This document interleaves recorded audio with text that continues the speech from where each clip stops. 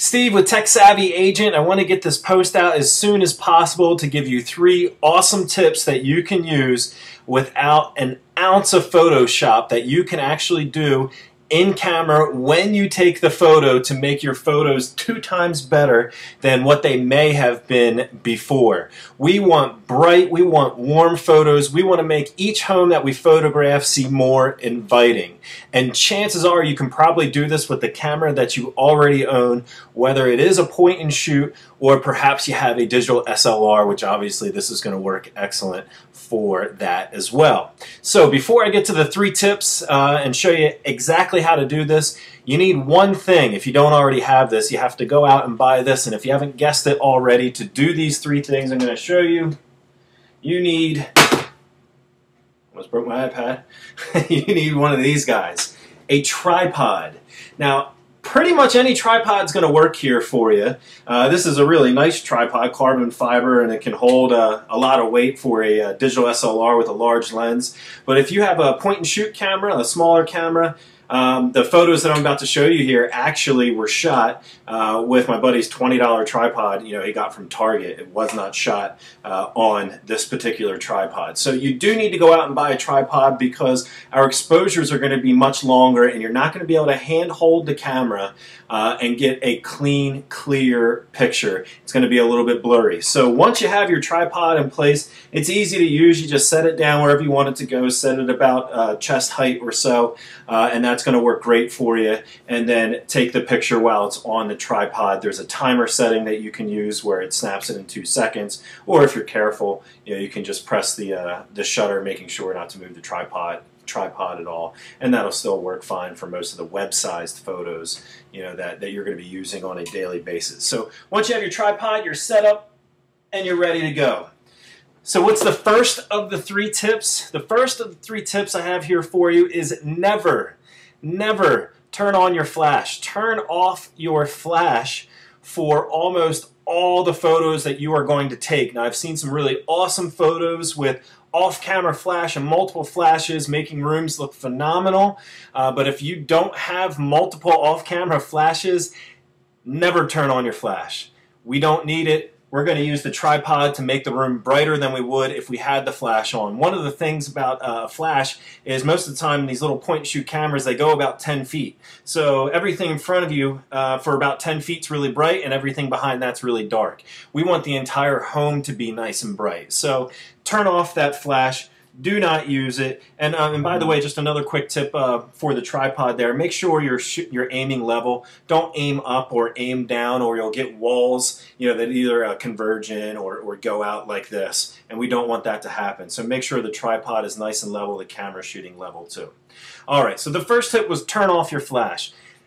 Well, if the flash is off, how are you going to have a nice bright picture? Well, here's the thing. We're going to use a nice long exposure time, and we're going to use something on your camera called exposure compensation. Exposure compensation. So let me show you an example here of what this is going to look like, and then I'll show you how to adjust it on your camera. We're going to first take a look at, let's go to this photo down here up here on the upper left-hand side. I have 2 photos. Now this is the same exact model home. These homes are actually next to each other in a townhome community. One photo I grabbed off of Realtor.com. The other photo I took with my buddy who's selling his home.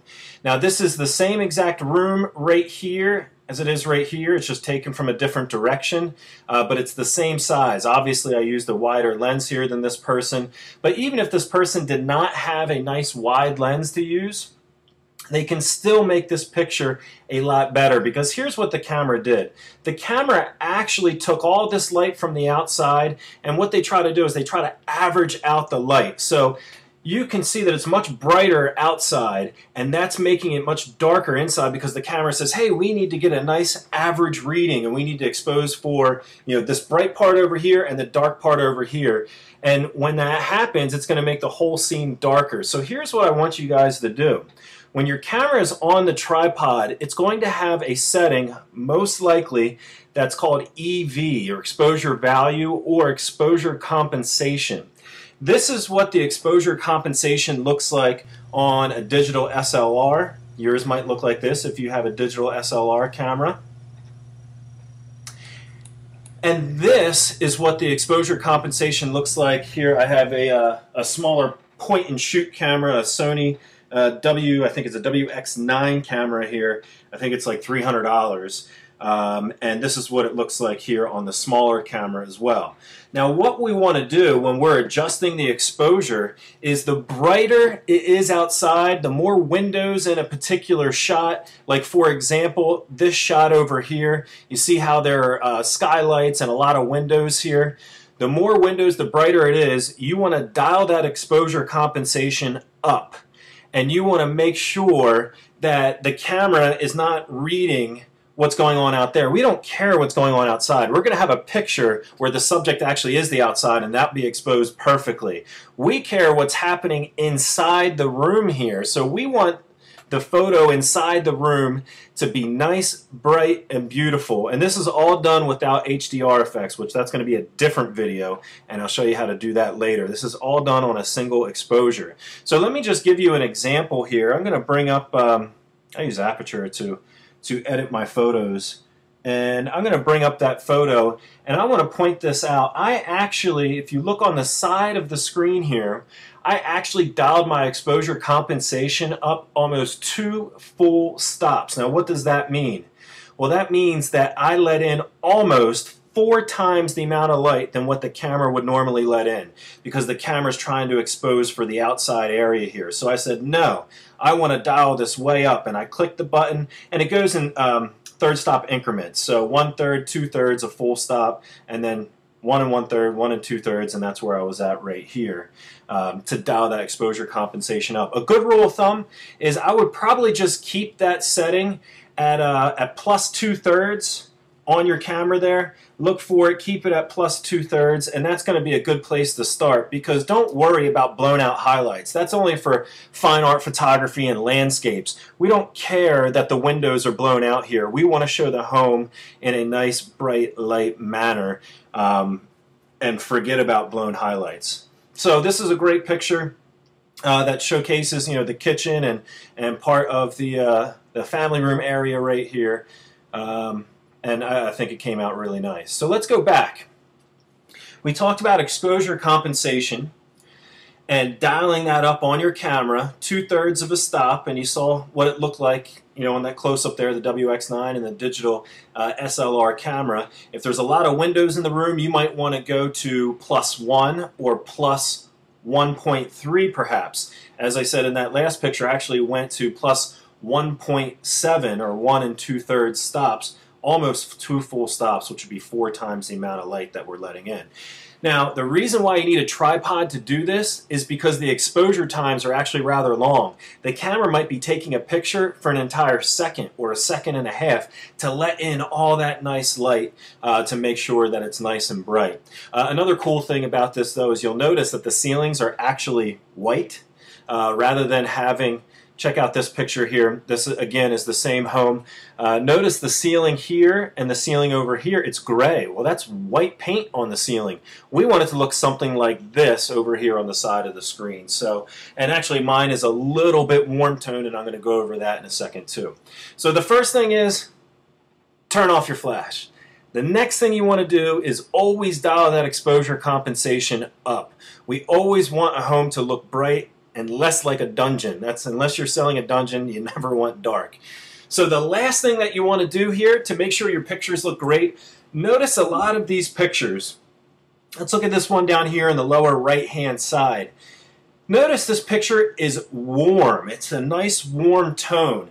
We do not want cold photos, and our eyes perceive light in different ways. Our eyes automatically compensate for the different light from the sun or different light from a light bulb, etc. The camera can't do that, and the camera tries to guess what you want. Here's actually a better example.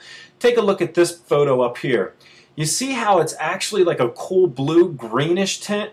The reason why is because the camera exposed for the light outside, not the light indoors. So a quick little tip that you can do, look at your camera and look for something called WB, or white balance, and turn that white balance to cloudy. Turn that white balance to cloudy, because what it's doing there is it's going to warm up all of your shots. We always want bright and most of the time we want a nice, warm, inviting shot. Now this, of course, is to personal preference, but I think that, that these photos here look much better than the cold, harsher photos of the other model homes in this particular neighborhood. So, to recap, tripod, turn the flash off, exposure settings way up. I would probably start at a plus 2/3 of a stop there, maybe even a full stop on most photos. Don't worry about blown out highlights at window or through the windows. You can always go outside and shoot that there too. And then the final lesson there is look for your white balance setting on your camera and turn that to cloudy when you have a lot of window light coming in, because that's going to give you a nice warm picture. That's exactly how I shot these shots here.